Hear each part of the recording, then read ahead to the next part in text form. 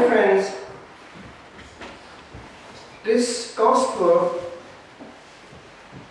takes me back to the mid-60s when I was hit by a passage of Bede the Venerable. In those days, that was the last thing I wanted to hear, what he came out with in Book 7. He tells the story of a man who, like this person, sat up when he was being buried and said what he had seen. Drithelm, who became Saint Drithelm. Now, what made me unhappy and uncomfortable was the fact that he saw what he shouldn't have seen, because purgatory was not in the Bible and had no right to be anywhere on earth or in the beyond, and it was very uncomfortable stuff. That got me to read other things of a similar nature. There was one person, a very holy nun, who died, but the superior was absent at the moment of death and was sorry to have missed her departure. This holy nun had always been very obedient, and so the Mother Superior exercised her authority one last time and commanded her to come back so that she could give her last farewell. The dead nun opened her eyes and gently said to the Superior, "Why did you call me back from the realms of bliss?" And when I read that, I was somewhat consoled, because it gave some idea of what going into God means for those who are ready. Down the line, grace having had its effect, I found myself in France many years later. And I was in the library of the monastery, and it was the feast of St. Martin, who was the patron of the valley and of the Charterhouse. And therefore it was a solemnity, and we had a short recreation in the afternoon. And the novice master took us young ones into the library, which was of course out of bounds for the young ones, because everything had to pass to the novice master. And there he showed us treasures, one of which was an old book giving statutes and whatnot of Carthusian history. I think it was in Incunabilia, the very early printing, when the wood was actually used to print. And there were pictures, as they did in those days. And one of the pictures was a sort of cartoon, medieval style.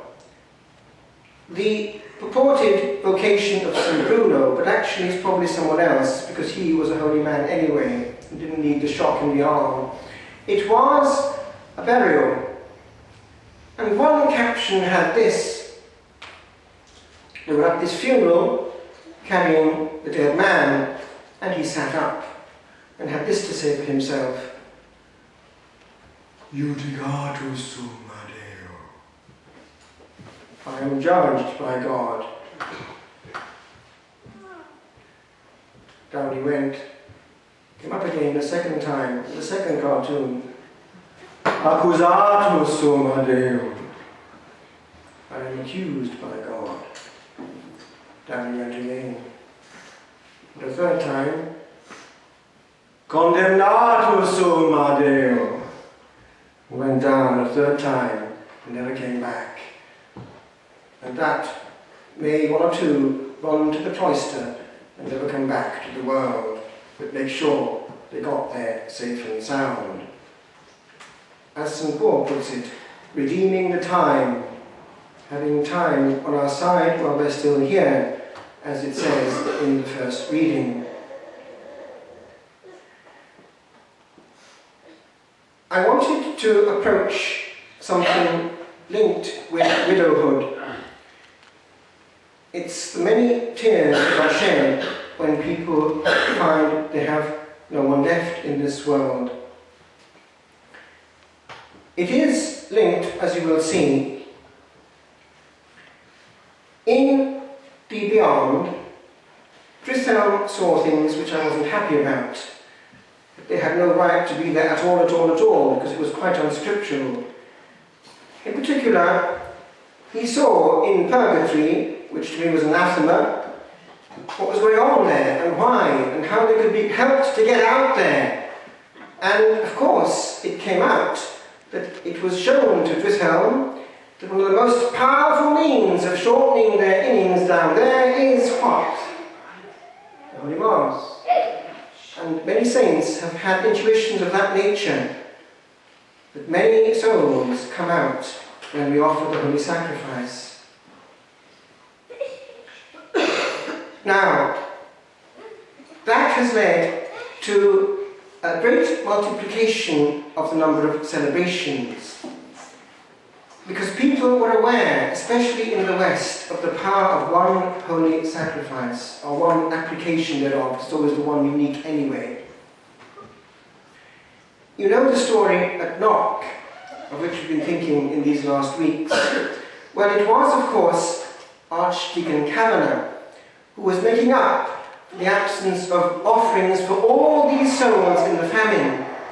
Many souls had died and no one had a coin to pay for masses for them. Not to be paid, you actually keep the priest alive so that he can, that's how it works, you see. It's not quite paying for the mass, it's slightly more subtle. Make the distinction clear. And he did therefore this heroic act, depending on providence to survive, 100 masses for the deceased who had died in the famine. And you know what happened on the 100th. All heaven broke loose, and down came our Blessed Lady with her family, complete.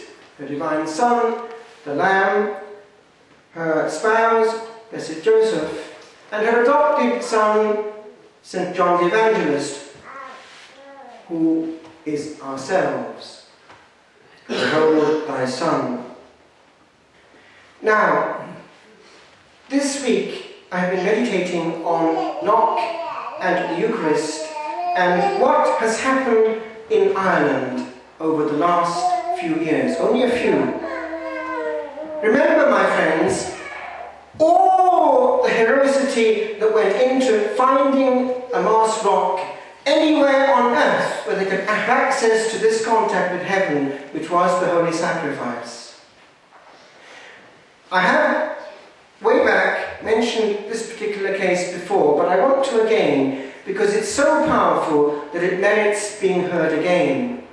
And it represents, I suggest, probably the best of a whole century of spirituality, which by now has been lost, unfortunately, completely, except in a few places where people in their own way are hanging on. Listen. It's a certain Father Tom Burke, a Dominican, who was writing this way back. There lived, he said, on the western shores of Ireland, a few miles from my native town of Galway, a good woman who was accustomed every Sunday of her life to be present at the Mass, and on the first Sunday of every month to receive Holy Communion. Now that's interesting in itself, compared with the way that we glibly receive even more than once. The famine came. She was then an old woman. Her sons had gone away to look for work here and there with the promise that they would come to her and keep her in life if they could. Her daughters had emigrated, and she was left alone in the world with her youngest child, a boy of 12 or 14 years of age. They lived together, the old woman and the boy. And when the distress came upon the country, to such a degree that all were dying, the boy cried for food, and the old woman had nothing to give him. Wasting away under her eyes, at length, one day, he laid his head upon her bosom, and uttering one dreadful cry, died. She was so weakened by hunger that she was not able to go out of the house to the neighbours to get them to assist in burying him. For 2 days he lay dead upon the floor, and she, dying with a broken heart, dying with no one to put a cup of water to her lips, dying of hunger and thirst, she lay for those 2 days and nights beside the dead. On the third morning, which was Sunday, she heard the chapel bell ringing for Mass. When she heard it, on her hands and feet, she crawled out of the house and tried to take herself to the chapel about a mile away. 3 times she fell on the ground. Those who were stricken nearly as badly as she was as they passed lifted her up, laid her against the hedge, and gave her a drink of water from the running stream. She fell again and again. At length she crawled till she came to a point on the road where she could see the chapel door open. The priest was on the altar saying Mass. When she caught sight of him, lifting up her dying hands and eyes to God, she cried, "Eternal praise to the Blessed Virgin's Son," and fell back a corpse.